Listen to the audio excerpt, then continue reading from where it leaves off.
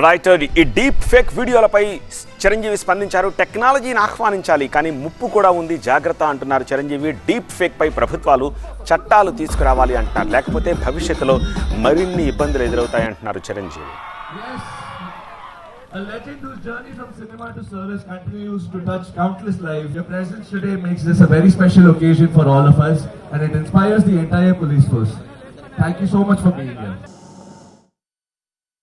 Yes ఈ విషయంలో డెఫినెట్గా వాళ్ళు ఇప్పటికే చాలా సీరియస్గా తీసుకున్నారు.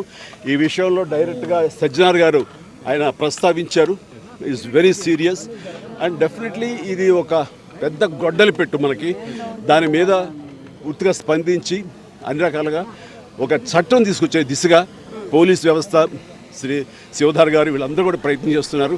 అండ్ డెఫినెట్లీ వాళ్ళ యొక్క అనుకున్నది నెరవేరుతుంది.